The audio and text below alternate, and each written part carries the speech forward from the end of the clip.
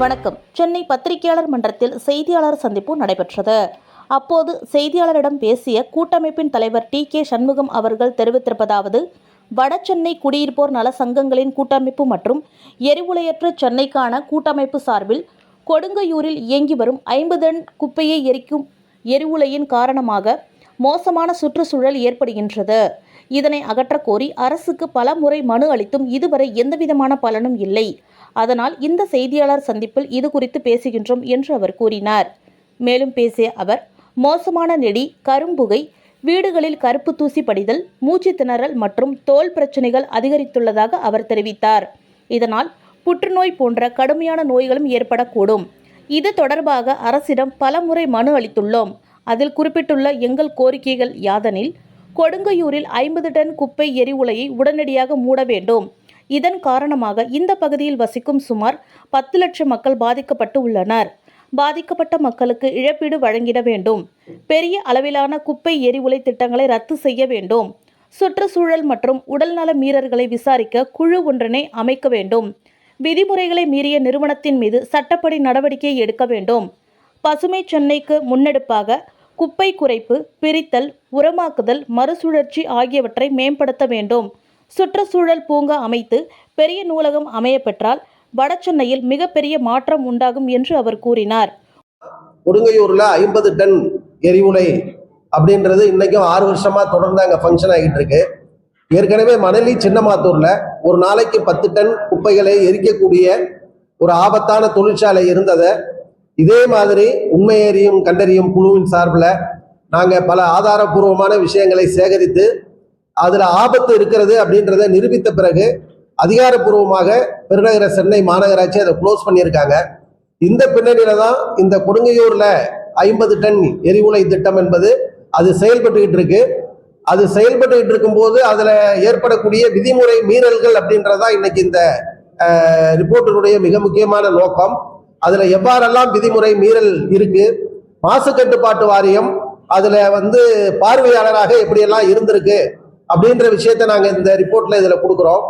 வடசென்னை கூட்டமைப்பு, எரிவுலையற்ற சென்னை கூட்டமைப்பை பொறுத்தவரையில வடசென்னை என்பது விஷ நகரமாக மாறக்கூடிய ஆபத்து இருக்கிறதுனாலதான் இப்ப செயல்பட்டு கொண்டிருக்கக்கூடிய இந்த கொடுங்கையூர் எரிவுலையை மூட வேண்டும் என்று நாங்கள் கோருகிற அதே நேரத்துல ஏற்கனவே ஒரு 3450 கோடி ரூபாய் திட்டத்துல தாம்பரத்துல ஒரு எரிவுலை திட்டமும், கொடுங்கையூர் குப்பைமேட்டில் 2100 டன் குப்பைகளை எரிக்கக்கூடிய ஒரு எரிவுலை திட்டத்தையும் அமுல்படுத்துவதற்கு அவங்க மாநகராட்சி தயார் பண்ணிக்கிட்டு இருக்கிறாங்க.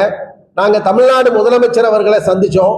இந்த கொடுங்கையூர் குப்பைமேடு போன்ற ஒரே இடத்துல குப்பைகளை குவிக்காமல் அதே நேரத்தில் உங்களுக்கு குப்பைகளை எங்கேயும் கொண்டு போய் எரிக்காம இப்படி இந்த ரெண்டுமே இல்லாமல், அதாவது எரிவுலை திட்டமும் அவசியம் இல்லை சென்னைக்கு, அதே மாதிரி குப்பை மேடுகளும் ஒரே இடத்துல குவிக்கக்கூடிய அந்த ஆபத்தான சூழலும் தேவையில்லை. இது ரெண்டுக்கும் மாற்றாக பெருநகர சென்னைக்கான ஒரு திடக்கழிவு மாற்று மேலாண்மை திட்டத்தை கிரீன் சென்னை இனிஷியேட்டிவ், பசுமை சென்னை முன்னெடுப்பு என்ற முறையில நாங்க தமிழ்நாடு முதலமைச்சர் அவர்களை நேரடியாக சந்தித்து கொடுத்திருக்கிறோம். அப்ப இந்த திட்டங்களை கைவிட வேண்டும் என்று கேட்டபோது தமிழ்நாடு முதலமைச்சர் அவர்கள், நீங்க உருவாக்கி இருக்கக்கூடிய இந்த மாற்று திட்டத்தை மேம்படுத்தக்கூடிய வகையில நாங்க ஒரு வல்லுநர் குழுவை, ஒரு சுயேட்சையான வல்லுநர் குழுவை நாங்க பரிந்துரைக்கிறோம் அப்படின்னு எங்ககிட்ட ஒரு வாக்குறுதி கொடுத்தாரு. நாங்களும் ரொம்ப சந்தோஷமா, நிச்சயமாக இதை செய்யுங்க. எரிவுலை என்பது உலகம் முழுவதும் ஒரு தோல்வி அடைந்த திட்டம். அந்த திட்டம் மக்களுடைய உயிருக்கும் ஆரோக்கியத்திற்கும் மிகப்பெரிய ஆபத்தை உருவாக்கக்கூடிய திட்டம் என்பதனாலதான் நீங்க கொண்டு வந்திருக்கக்கூடிய திட்டத்தை கைவிடுங்கன்னு நாங்க கோர்றோம்.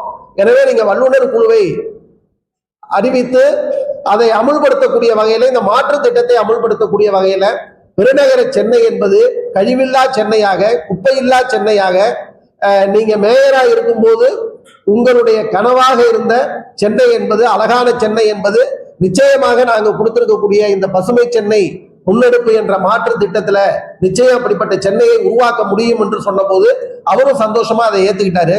நாங்க அவர்கிட்ட சுட்டி காட்டும் போது 2 விஷயத்தை சுட்டி காட்டினோம். உங்க கவர்மெண்ட் தான் வடசென்னைக்கான வளர்ச்சி திட்டத்தை அறிவித்த கவர்மெண்ட், நாங்க அதை வரவேற்கிறோம். உங்க கவர்மெண்ட் தான் பயோமைனிங் 631 கோடி ரூபாயில கொடுங்கையூர் குப்பைமேட்டை முற்றிலுமாக கரைக்கக்கூடிய ஒரு திட்டத்தை இன்னைக்கு அமுல்படுத்திட்டு இருக்கீங்க. அதை நாங்க வரவேற்கிறோம்.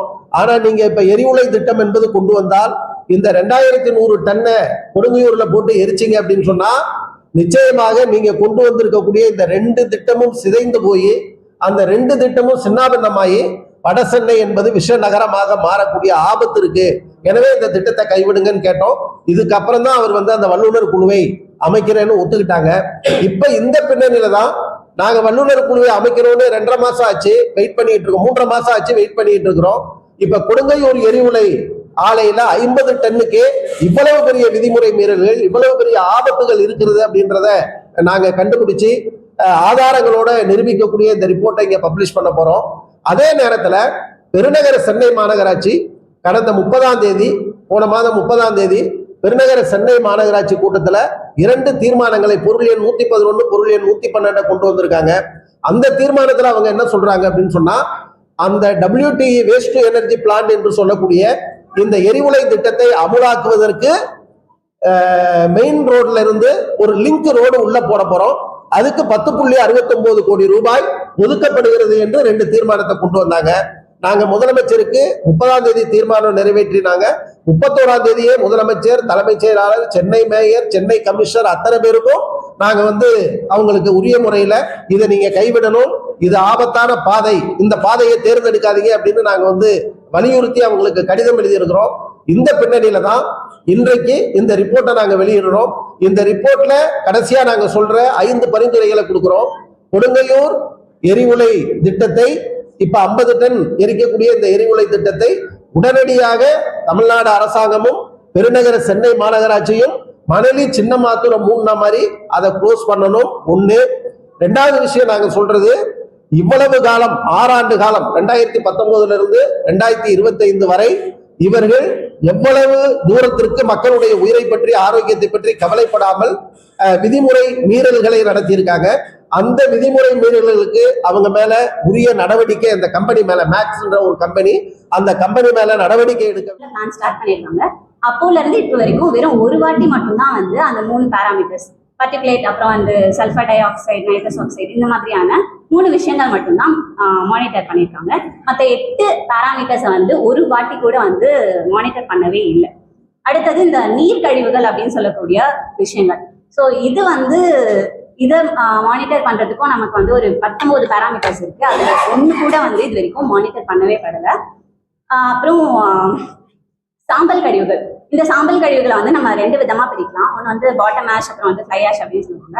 ஸோ இதுலயுமே ஒரு 13 பேராமீட்டர்ஸ் இருக்கு. அதுலயும் 1 கூட இது வரைக்கும் மானிட்டர்ஸ் பண்ணவே இல்லை பிளான்ட் ஆரம்பிச்சது.